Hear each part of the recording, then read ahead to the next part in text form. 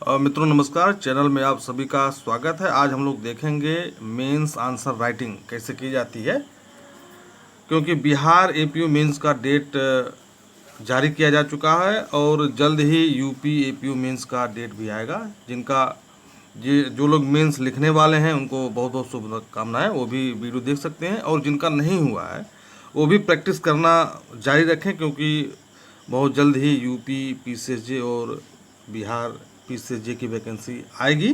ठीक है, आइए शुरू करते हैं। देखिए, एक प्रश्न है, एक लोक अभियोजक के क्या कार्य हैं? Uttar Pradesh police regulation para 141 para 142 में विशेष संदर्भ में उत्तर दें। तो सीआरपीसी की धारा 24 में पीपी अर्थात पब्लिक प्रोसिक्यूटर के बारे में बताया गया, लोक अभियोजक के बारे में बताया गया, जो इस प्रकार है। देखिए, पहला है, केंद्र या राज्य सरकार उच्च न्यायालय से विचार विमर्श करने के पश्चात एक लोक अभियोजक नियुक्त करेगी और एक या अधिक अपर लोक अभियोजक नियुक्त कर सकती है, जो केंद्र सरकार या राज्य सरकार की ओर से उक्त उच्च न्यायालय में कोई वाद, अपील या अन्य कार्रवाई को संचालित कर सके। ठीक है ना। जैसे आप देखते होंगे बहुत से मैटर जो है एक राज्य से दूसरे राज्य में चलते हैं। उस टाइप के जो मैटर होते हैं, उन टाइप के मैटर में जो है अपर या लोक अभियोजक या अपर लोक अभियोजक की नियुक्ति की जाती है। जैसे बहुत सारे, जैसे 2002 का जो गुजरात दंगा हुआ था, बहुत सारे मैटर जो है गुजरात के बाहर के न्यायालयों में सुने गए। जैसे कश्मीरी हिंदुओं का मैटर है तो वहाँ दिल्ली के न्यायालयों में सुना गया। तो इसके लिए यह पैराग्राफ है। ठीक है।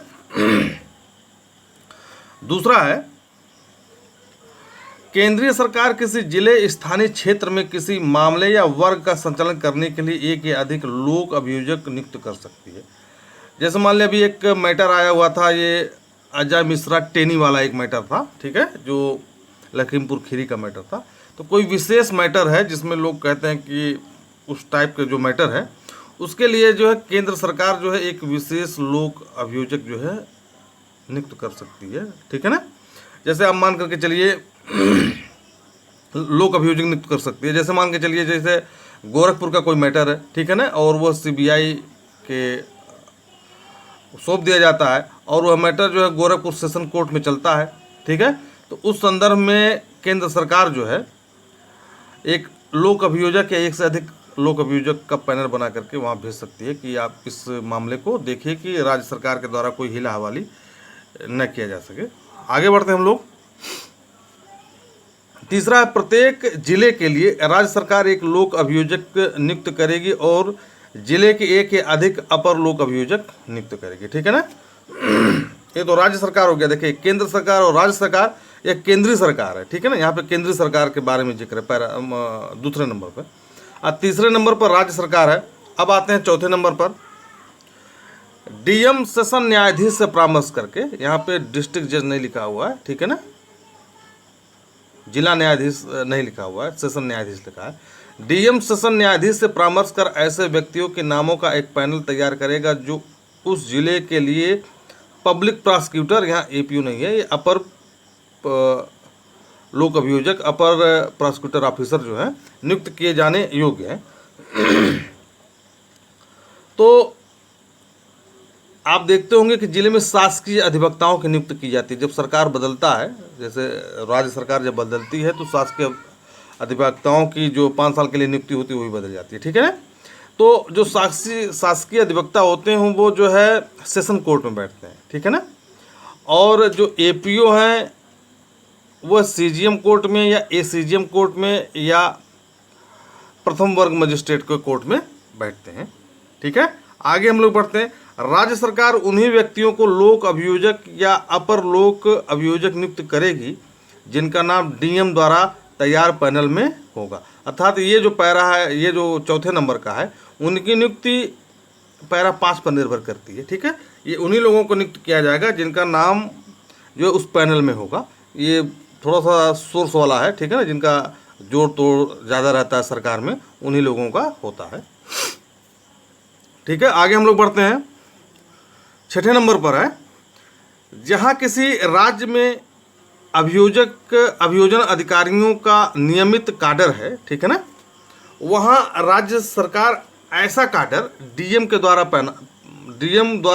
तैयार पैनल गठित करने वाले व्यक्तियों से ही पीपी पब्लिक प्रोसिक्यूटर या अपर लोक अभियोजक, ये थोड़ा सा गलत लिख दिया हमने, की नियुक्ति करेगी। ठीक है ना, जहाँ पे कैडर है, ठीक है, तो उन्हीं कैडरों में से जो है इनकी नियुक्ति की जाएगी। नहीं है तो डीएम बनाएगा, है तो कोई ज़रूरत नहीं है, उन्हीं में से शासकीय अधिवक्ताओं की नियुक्ति की जाएगी।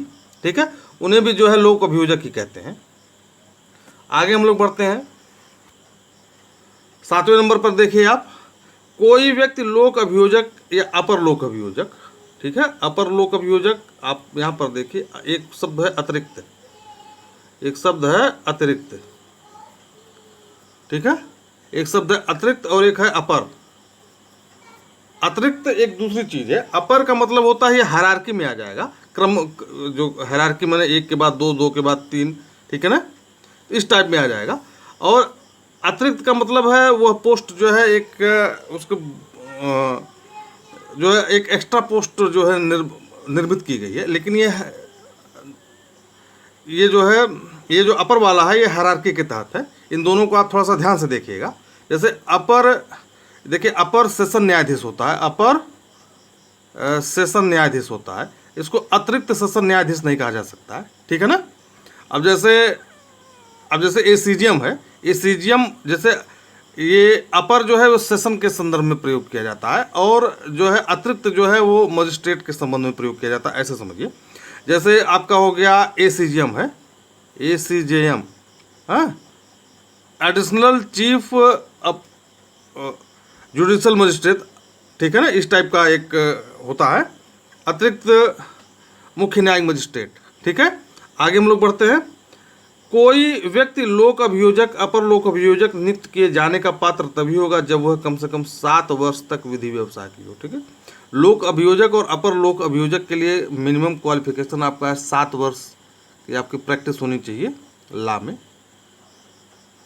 8वां देखते हैं, केंद्र या राज्य सरकार किसी मामले के प्रयोजन के लिए जिस विशेष लोक अभियोजक की नियुक्ति करने उसे कम से कम 10 वर्ष तक के विधि व्यवसाय का अनुभव होना चाहिए। ठीक है ना।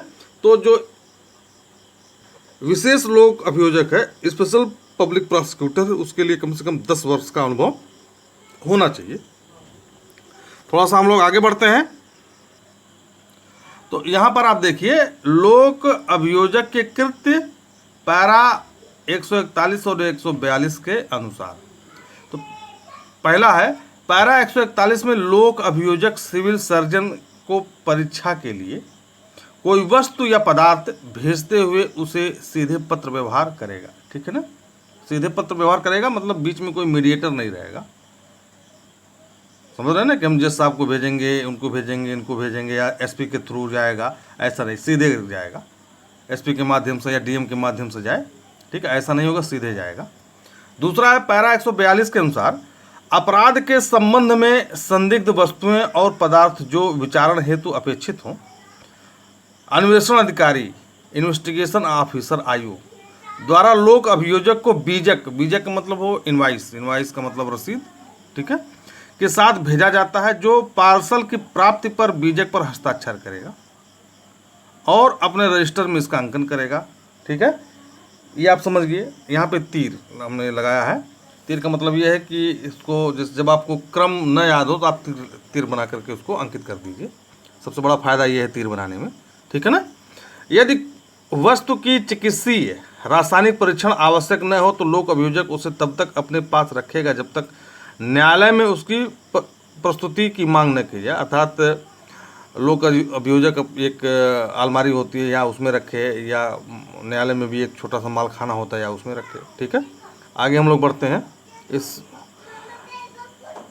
यदि सिविल सर्जन रासायनिक परीक्षण द्वारा किसी वस्तु की परीक्षा आवश्यक प्रतीत होती हो तो लोक अभियोजक उसे सिविल सर्जन के पास एक पत्र के साथ भेजेगा। यहाँ पत्र है ये। ठीक है ना।